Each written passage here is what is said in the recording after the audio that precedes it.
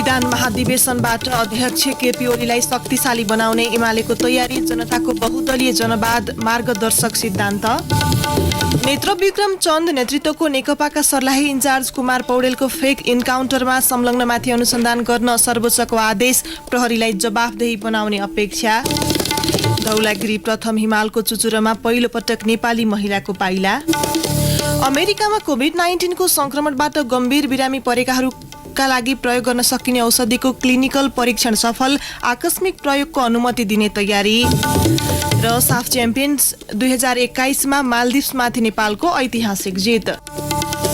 नमस्कार, कान्तिपुर डायरीका साथमा साथी रमेश र म केशु। समाचार अब विस्तारमा। एमाले जारी विधान महाधिवेशन मार्फत अध्यक्ष केपी शर्मा ओलीलाई अझ शक्तिशाली बनाउने भएको छ।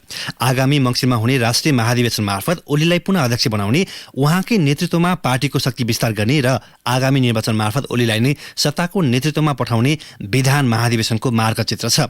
नेताहरू माधव कुमार नेपाल, झलनाथ खनाल, वामदेव गौतम पार्टीबाट बाहिरिएकाले ओलीलाई चुनौती दिने नेता छैनन्। त्यसैले राष्ट्रिय महाधिवेशनबाट ओली फेरि अध्यक्ष हुने लगभग निश्चित रहेकाले पार्टीको शक्ति केन्द्रीकृत गर्ने नीति एमाले लिने भएको छ। पार्टीभित्रका असन्तुष्टिलाई व्यवस्थापन गर्न नसक्दा नेकपा भङ्ग, सरकारबाट बहिर्गमन र पार्टी विभाजनको सामना गरेका ओलीलाई पुनः पार्टी अध्यक्ष र प्रधानमन्त्री बन्न अनुकूल हुने गरी विधान महाधिवेशनमा राजनीतिक, सांगठनिक प्रतिवेदन र विधान संशोधन प्रस्ताव पेश गरिएका छन्। सरकारबाट बाहिरिएको 2.5 महिना र पार्टी विभाजनको झण्डै 1.5 महिनापछि एमाले देशभरका 6000 भन्दा धेरै नेता कार्यकर्ता भेला गरेर विधान महाधिवेशन मार्फत पार्टीको मार्गचित्र तयार पार्न लागेको हो। विधानमा पार्टी अध्यक्षको नेतृत्वमा शक्तिशाली केन्द्रीय सचिवालय बनाउने प्रस्ताव छ। पोलिट ब्युरो हटाउने र स्थायी कमिटी भन्दा पदाधिकारी समेटेर केन्द्रीय सचिवालय बनाउन प्रस्ताव गरिएको हो। यो संरचना अनुसार 10औं महाधिवेशनमा पुनः अध्यक्ष भए ओली शक्तिशाली हुनुहुनेछ। महाधिवेशनबाट अध्यक्ष, 5 उपाध्यक्ष, 1 महासचिव र 6 सचिव तथा 212 जना केन्द्रीय सदस्य सहित 225 सदस्यीय केन्द्रीय कमिटी निर्वाचित गर्ने प्रस्ताव गरिएको छ। उपमहासचिव पद हटाउने प्रस्ताव छ। संरचना फेरबदलको प्रस्तावप्रति असन्तुष्ट एमालेका एक नेताले भने ओलीले संगठनमा कब्जा गरेको प्रतिक्रिया दिए। उनले भने माधव नेपाललाई बाहिर पठाएर केपी ओलीले काम पूरा गरिसकेका छन्, अब संगठनमा उनको कमान भयो। ओलीले हिटलर शैलीमा पपुलराइज गरेका छन्। उपमहासचिव पद राख्दा फरक मत राख्ने नेता आउने डर भएकाले हटाएको छ। पोलिट ब्युरोको पनि डर भयो। एमाले कार्यकारी पदमा निर्वाचित हुन 70 वर्ष उमेर ननागेको हुनुपर्ने प्रावधान विधानमा प्रस्ताव गरेको छ। यो प्रस्तावले तत्काल अध्यक्ष ओलीलाई फाइदा पुग्छ भने दोस्रो तहका अधिकांश नेता अर्को महाधिवेशनपछि कार्यकारी पदमा जान पाउने छैनन्। विभाजनबाट शक्ति गुमाएको एमाले विधान महाधिवेशन मार्फत पार्टीलाई सुदृढ र एकताबद्ध बनाउन खोजेको सन्देश दिन चाहेको छ। एमाले माओवादीसँगको एकतापछि थाती राखेको जनताको बहुदलीय जनवाद जबजलाई मार्गदर्शक कार्यक्रमका रूपमा अघि सारेको छ। त्यसै मार्फत समाजवादको आधार निर्माण गर्ने उसले जनाएको छ। एमाले र माओवादी बीच एकताका बेला जबजको विषयलाई महाधिवेशनबाट टुङ्ग्याउने समझदारी भएको थियो। तत्कालीन नेकपाले जनताको जनवाद अवलम्बन गर्दै समाजवाद स्थापना गर्ने कार्यदिशा अघि सारेको थियो। एमाले अध्यक्ष केपी शर्मा ओलीले हिजो सुरु भएको पार्टीको विधान महाधिवेशनमा प्रस्तुत गर्नुभएको राजनीतिक दस्तावेजमा जबजलाई मार्गदर्शक कार्यक्रम मानिएको छ। एमाले आगामी दिनमा समाजवादको आधार निर्माणका लागि पहल गर्ने जनाएको छ। विगतमा भएको निजीकरणले समाजवादमा निर्माणमा असर गरेको दस्तावेजमा उल्लेख छ। यसैबीच चुस्त संगठन र जुझारु कार्यकर्ता भएको पार्टी भनेर एमालेलाई चिन्ने गरिन्थ्यो। सानो समूहको पूर्णकालीन कार्यकर्ता पंक्तिबाट एमाले सञ्चालन हुन्थ्यो। पार्टी सदस्यता प्राप्तिका लागि सामान्य सदस्य भएर सक्रिय भएको हुनुपर्ने व्यवस्था थियो। तहगत संरचना पार गर्दै कमिटीमा संगठित हुनुपर्थ्यो। तर पहिलो पटक आयोजना गरेको विधान महाधिवेशनमा एमाले त्यो अभ्यास तोडेको छ। महाधिवेशनका प्रतिनिधि छनौटमा अपनाएको विधिले एमाले कार्यकर्तामा आधारितबाट जनआधारित पार्टीमा परिणत भएको देखिएको छ। पार्टीले लिँदै आएको नीति, पार्टी सञ्चालन विधि, संगठन संरचना, नेतृत्वको छनौट प्रक्रिया लगायतमा आएको परिवर्तनले पनि एमाले मास बेस्ड पार्टी बनेको पस्ट्याउँछ।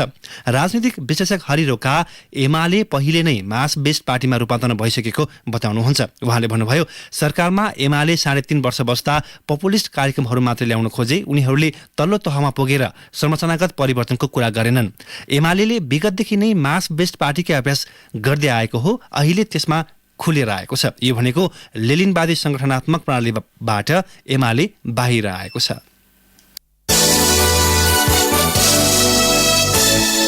सर्वोच्च अदालतले नेत्रविक्रम चन्द नेतृत्वको नेपाल कम्युनिष्ट पार्टीका तत्कालीन सर्लाही इन्चार्ज कुमार पौडेलको फेक इन्काउन्टरमा संलग्नमाथि अनुसन्धान गर्न आदेश गरेको छ। पीडित परिवारको प्रयासलाई लामो समयदेखि पन्छाउँदै आएको प्रहरीले अब जाहेरी दर्ता गरेर अनुसन्धान विवरण सर्वोच्च अदालतलाई बुझाउनु पर्ने भएको छ। 2076 असार 15 मा पौडेललाई प्रहरीले सर्लाहीको लालबन्दी 1 स्थित लखनदेही जंगल नजिक घेरा हालेर हत्या गरेको थियो, तर प्रहरीले दोहोरो भिडन्तमा उनको मृत्यु भएको बताएको थियो। फेक इन्काउन्टरमा आफ्ना छोराको हत्या गरेको भन्दै आमा दुर्गा देवीले प्रहरीमा जाहेरी दिन खोजेकी थिइन्। प्रहरीले जाहेरी लिन नमानेपछि उनी जिल्ला सरकारी वकिलको कार्यालय पुगिन्। त्यहाँ पनि सुनवाई नभएपछि उनले हुलाकबाट जाहेरी पठाएकी थिइन्, तर जाहेरीकर्ता नभेटिएको भन्दै प्रहरीले जाहेरी पनि दर्ता गरेन। सबै सरकारी अड्डाले व्यवस्था गरेपछि गत मङ्सिर 12 मा दुर्गा देवी सर्वोच्च अदालत पुगेकी थिइन्। त्यही निवेदनमा सुनवाई गर्दै गत मंगलबार न्यायाधीश अनिल कुमार सिन्हा र हरिप्रसाद फुयालको इजलासले सो जाहेरी 7 दिनभित्र दर्ता गर्न आदेश दियो। जिल्ला न्यायाधिवक्ताको रहबरमा जाहेरी शनाखत गराएर त्यसको जानकारी दिन पनि सर्वोच्च अदालतले भनेको छ। सर्वोच्चको यो आदेशले कुमार पौडेलको घटनामा जाहेरी दर्ता र त्यसपछि अनुसन्धानको प्रक्रियालाई स्वयं सर्वोच्च अदालतले नियमित रूपमा निगरानी गर्न सक्नेछ। राष्ट्रिय मानवाधिकार आयोगले विस्तृत अनुसन्धान गरी कारबाहीको सिफारिस गरे पनि गृह मन्त्रालय र प्रहरी प्रधान कार्यालय पन्छिँदै आएका थिए। अनुसन्धानको नेतृत्व गरेका मानवाधिकार आयोगका तत्कालीन सदस्य गोविन्द प्रसाद पौडेल प्रहरी प्रधान कार्यालयको प्रत्यक्ष निर्देशनमा परिचालित प्रहरीले कुमार पौडेललाई नियन्त्रणमा लिएर 9 गोली प्रहार गरेको पुष्टि भएको बताउनुहुन्छ।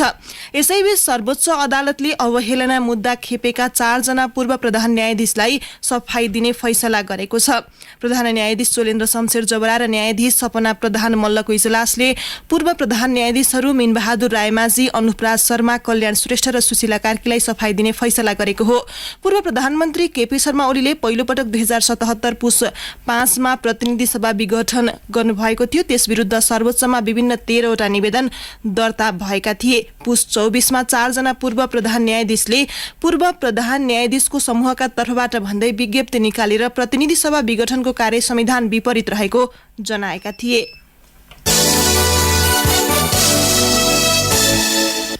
कांग्रेसले नयाँ नेतृत्व छनौटका लागि हिजो 11 जिल्लामा निर्वाचन प्रक्रिया सुरु गरेको छ। निर्वाचनबाट जिल्ला सभापति र केन्द्रीय महाधिवेशन प्रतिनिधि चयन हुनेछन्। केन्द्रीय निर्वाचन समितिका अनुसार हिजो ताप्लेजुङ, शङ्खुवासभा, दोलखा, मनाङ, मुस्ताङ, बाजुरा, बझाङ, रामेछाप, गोर्खा र रुकुम पूर्वमा निर्वाचन प्रक्रिया सुरु भएको छ। केन्द्रीय निर्वाचन समितिका सदस्य अधिवक्ता सीताराम केसीले प्रक्रिया सुरु भएका जिल्लामा आज मतदान हुने बताउनुभयो। हुम्लामा पनि निर्वाचन प्रक्रिया सुरु भएको जिल्ला निर्वाचन अधिकृत दुर्गाप्रसाद सापकोटाले बताउनुभयो। उहाँका अनुसार शुक्रबार जिल्ला अधिवेशन उद्घाटन भई शनिबार बिहान 8 बजेका लागि निर्वाचन कार्यतालिका तय भएको छ। आज निर्वाचन हुने गोर्खा बाहेक जिल्लामा महाधिवेशन प्रतिनिधि र जिल्ला सभापतिको निर्वाचन सँगसँगै हुनेछ। कांग्रेसमा एक मात्र निर्वाचन क्षेत्र भएका जिल्लामा सभापतिको उम्मेद्वार हुनका लागि क्षेत्रीय प्रतिनिधि र एक भन्दा बढी निर्वाचन क्षेत्र भएका जिल्लामा महाधिवेशन प्रतिनिधि निर्वाचित हुनुपर्ने प्रावधान छ। गोर्खामा 2 निर्वाचन क्षेत्र छन्। 11 जिल्लाबाट करिब 300 महाधिवेशन प्रतिनिधि छनौट हुनेछन्। दशैँअघि अधिवेशन हुने भनिएका 21 जिल्ला मध्ये रसुवामा क्रियाशील सदस्यताको विवाद अझै टुङ्गिएको छैन।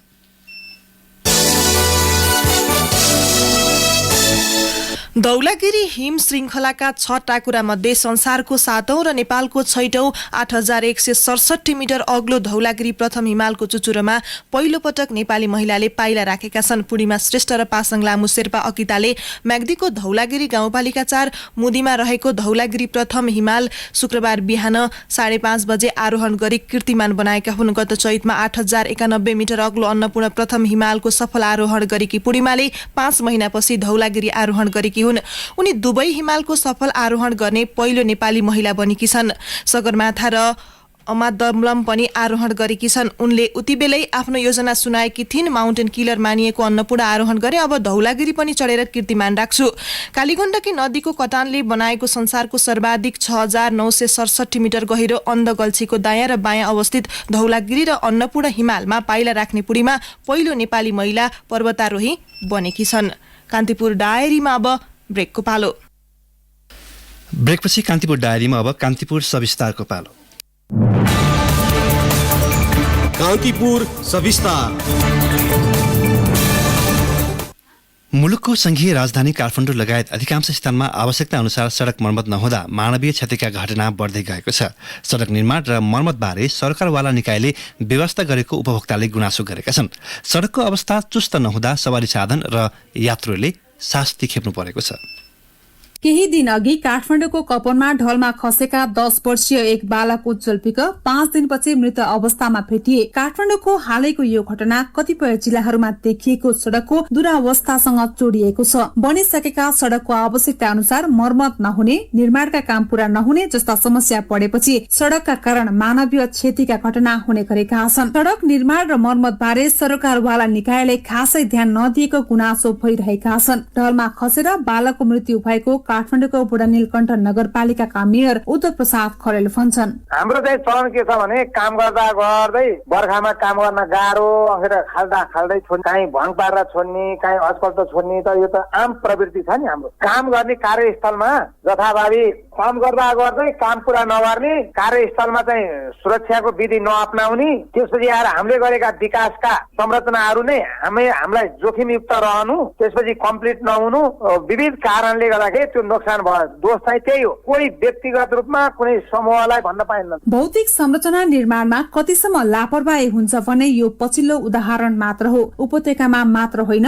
देशैभर यस्ता धरापहरू प्रशस्तै भेट्न सकिन्छ। मुख्य राजमार्ग तथा विभिन्न जिल्लाका सहायक सड़क र बाटोहरूको हालत उस्तै नै छ। प्राप्त जानकारी अनुसार नुवाकोट, धादिङ, चितवन, सङ्खुवासभा, खोटाङ, भोजपुर, ताप्लेजुङ, इलाम, रोल्पा, रुकुम, जुम्ला, हुम्ला, दार्चुला, डडेलधुरा, बागलुङ, मनाङ, मुस्ताङ, सिन्धुपाल्चोक, रामेछाप, सोलुखुम्बु जस्ता जिल्लाका सड़कमा पहिरोका कारण निकै नै शास्ति हुने गरेको छ। यस्ता घटना हुन नदिनका लागि के गर्न सकिन्छ? पुल्चोक इन्जिनियरिङ क्याम्पसका क्याम्पस प्रमुख डाक्टर इन्द्र प्रसाद आचार्यले भने, जसको जिम्मा हो उसले चाहिँ जिम्मा लिनु पर्यो। जुन इन्स्पेक्सन निकाय हो, सुपरभिजन गर्ने निकाय हो, उसले चाहिँ आफ्नो कामको जिम्मा लिनु। सबै चिजहरू यसरी खनिदियो, छोडिदियो, अनि मान्छेहरू धरापमा राखिदियो, ढलमा मान्छे पस्यो, उ गर्यो। अब जिम्मेवारी कसैले नलिने, एउटाले अर्कोलाई दोष अनुसार हिँड्ने, त्यसको चाहिँ अन्त्य हुनुपर्छ। असारदेखि अवरुद्ध सुदूरपश्चिमको सापेपगर मार्तडी सड़क खण्ड केही दिन अघि मात्रै सुचारू भयो। अन्य अवरुद्ध सड़क खुलिसकेको प्रहरीले दावी गरे पनि बैतडीको दोगडा केदार, रिम सिमले गडा,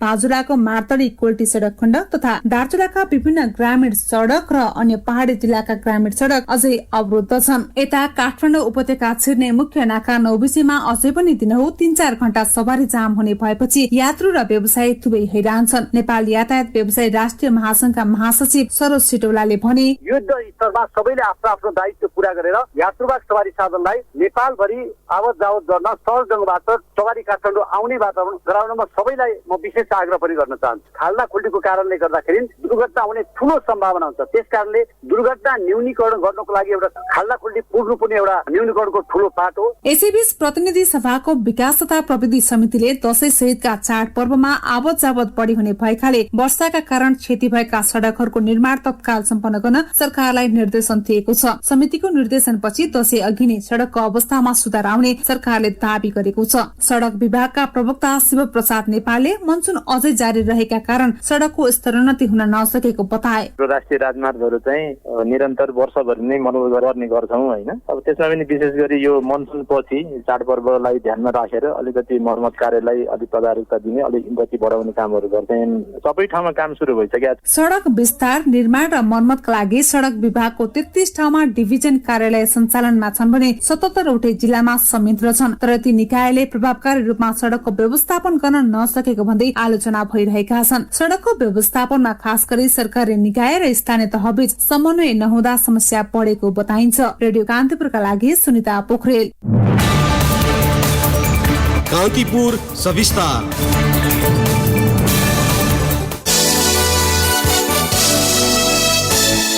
खाद्य व्यवस्था तथा व्यापार कम्पनीले हुम्लामा खाद्यान्न ढुवानी गर्न सस्तो दरमा टेन्डर हाल्नेलाई पन्छाई महँगोमा ठेक्का लगाउन खोजेको विषयमा सार्वजनिक खरिद अनुगमन कार्यालयले छानबिन थालेको छ।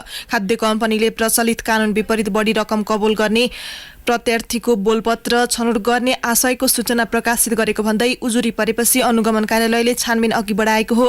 कार्यालयका सूचना अधिकारी राजेश कुमार थापाका अनुसार समेटियर प्रालीका तर्फबाट मनोज कार्कीले उजुरी दर्ता गराएका थिए। कार्की वायु सेवा सञ्चालक संघ नेपालका महासचिव समेत हुन्। उजुरी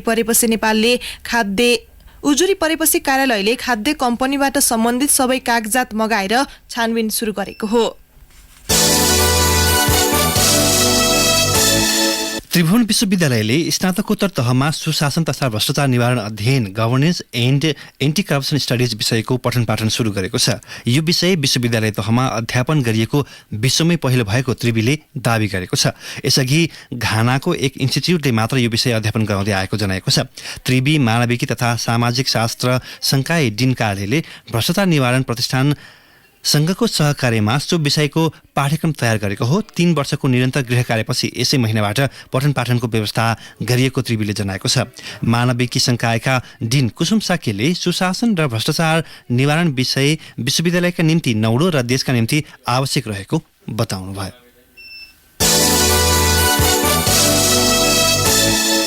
कान्तिपुर डायरीमा पुनः ब्रेकको पालो। अब आर्थिक प्रसंग। नेपाल विद्युत प्राधिकरणको पोल, अप्टिकल फाइबर लगायत संरचना प्रयोग गरेर भाडा नतिर्ने इन्टरनेट, टेलिफोन र केबल टेलिभिजन सेवा प्रदायकहरूको लाइन काटिने भएको छ।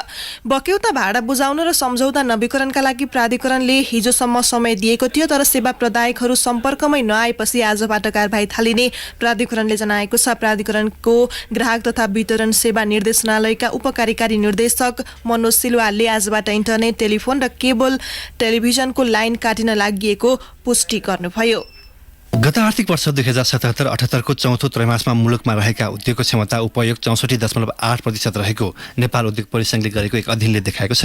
प्रमुख औद्योगिक क्षेत्रका औद्योगिक गतिविधिको अध्ययन गरेर परिसंघले औद्योगिक अवस्थिति प्रतिवेदन सार्वजनिक गरेको हो। प्रतिवेदनमा उत्पादनमूलक उद्योग, सेवा क्षेत्र, कृषि र ऊर्जा क्षेत्रका उद्योगको अवस्थाबारे विवरण समेटिएको छ। अघिल्लो आर्थिक वर्ष 2076-77 को तुलनामा गत आर्थिक वर्षमा उद्योगहरूको आय 8% बढेको पनि प्रतिवेदनमा उल्लेख छ।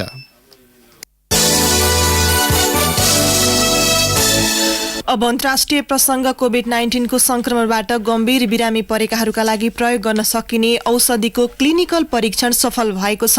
अस्पताल भर्ना हुने र मृत्यु आधा घटाउने ट्याब्लेटको परीक्षण सफल भएको हो। मोल्नुपिराविर नामक ट्याब्लेट दिनको 2 पटक दिन सकिने अमेरिकी औषधि निर्माता कम्पनी मेर्कले बताएको छ। अमेरिकी नियामक निकायले समेत परीक्षणको नतिजा अत्यन्त सकारात्मक रहेकाले थप परीक्षणको आवश्यकता नरहेको उल्लेख गरेको छ। अबको 2 सातापछि अमेरिकामा सो ट्याब्लेटलाई आपतकालीन प्रयोग अनुमति दिइने बीबीसीले उल्लेख गरेको छ। अमेरिकी राष्ट्रपतिका प्रमुख स्वास्थ्य सम्बन्धी सल्लाहकार डाक्टर एन्थनी फौजीले ट्याब्लेट परीक्षणमा सफल हुनु खुसीको खबर भए पनि नियामक अमेरिकी खाद्य तथा औषधि प्रशासनको निष्कर्ष कुर्नुपर्ने बताउनु भएको छ।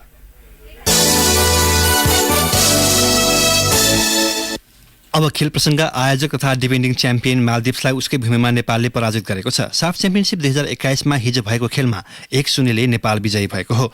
धेरै अर्थमा यो जितलाई ऐतिहासिक मान्न सकिनेछ।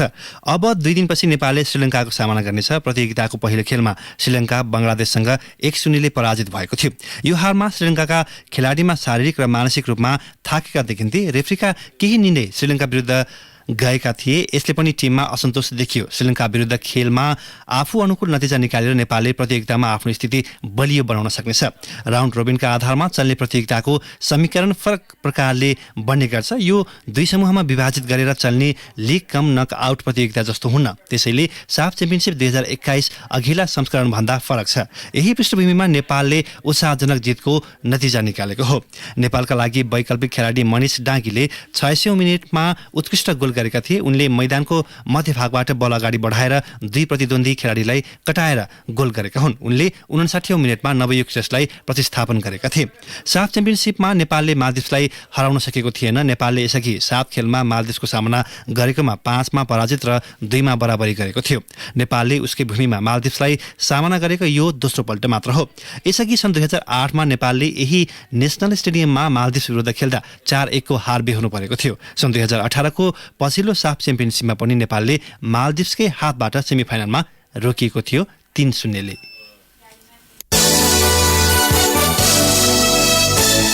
अब मौसम सम्बन्धी जानकारी। काठमाडौँ उपत्यका सहित देशभर आंशिकदेखि सामान्य बदली रही केही स्थानमा हल्कादेखि मध्यम वर्षाको सम्भावना रहेको जल तथा मौसम पूर्वानुमान महाशाखाले जनाएको छ।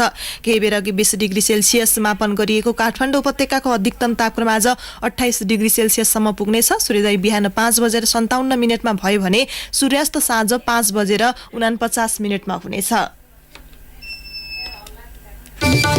हवस् त यिनै प्रसंग सहित कान्तिपुर डायरीको यो बुलेटिन अहिलेलाई यही सकिन्छ। साथी रमेश र म केही सुविधा हुन्छौं। नमस्कार।